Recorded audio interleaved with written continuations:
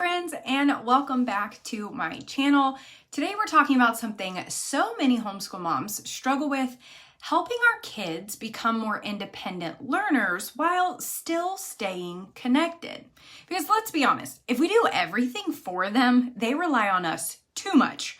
But if we push too much, then they can feel overwhelmed and discouraged. So where is that balance?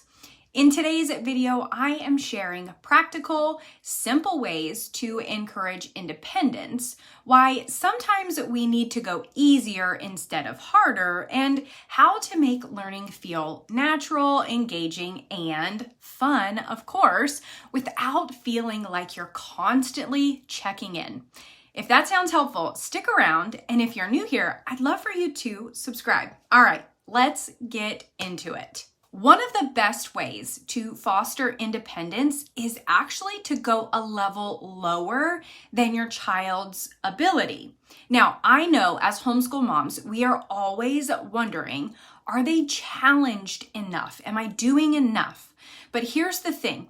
If something is too hard, they'll constantly need us and they'll get discouraged.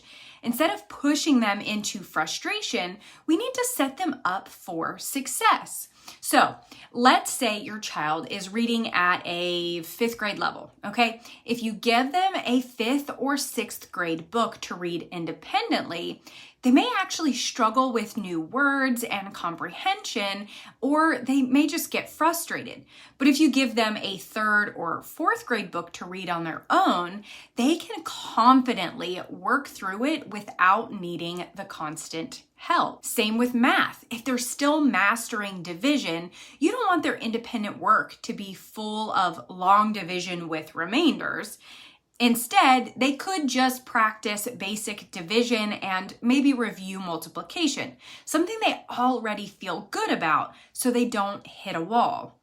It's the same for writing too. If the blank page overwhelms them, then give them some kind of structured journal prompt or sentence starters instead of expecting them to write an entire story from scratch. The goal is for them to feel capable because confidence leads to independence. The next big key to independent learning is making sure it actually interests them. If kids don't care what they're learning about, or if it's presented in a way that doesn't fit their learning style, they're probably going to shut down pretty fast. So let's talk about how we meet them where they are. If your child is a hands-on learner instead of a worksheet, try a simple project. Maybe instead of writing a history summary, they can build a Lego scene of what they learned. If they love storytelling, let them narrate their learning instead of writing it out. This works really, really great for younger kids. Have them tell you what they learned, and you can write it down for them, or you could even record it as a voice memo or video.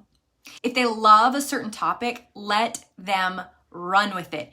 Give them time to research something that they are excited about, and then just present it in a way that works for them. For example, my daughter loves animals. So I'll say, pick an animal to research and then choose how you want to share what you learned.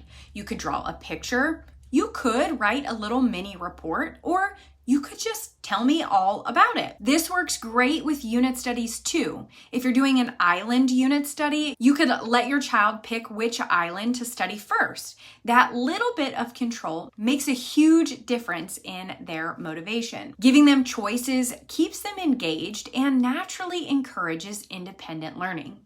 Another huge key is giving them some of that control. When kids feel like they have a say in their learning, they'll take a little more responsibility for it. Now, hear me out. This doesn't mean that they plan the entire school year, but we can give them some simple choices that make them feel as though they are in charge of their own education. A few really easy ways to do this is let them choose the order of subjects for the day. It doesn't matter if we start with reading or math first. If they have a say in it, they'll feel more involved. Give them a say in how they show what they have learned. Maybe they'd rather explain something out loud instead of writing it down. That's okay. Maybe you let them pick a project or a topic within a subject. Say you're studying geography. Maybe you just let them choose a country to research. Even these really small choices make a big difference.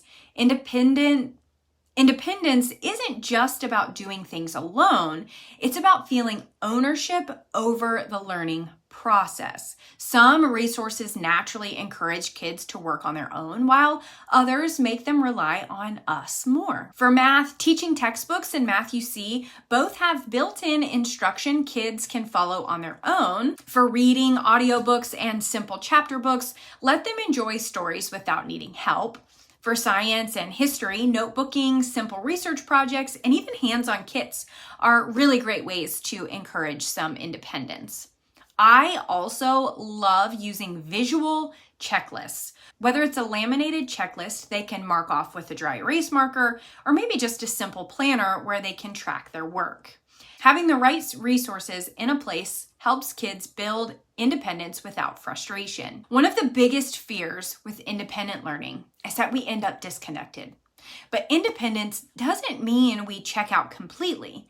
Our kids still need to feel connected to us while they're learning. So, a couple of ways to help with this is start your day together. Whether it's morning Bible time, a quick discussion, a read aloud, something that really anchors your homeschool day. End the day with a check-in. A simple, what did you love learning about today, can go a long way. Work nearby. Sometimes just being in the same room helps them feel supported without really needing any direct help.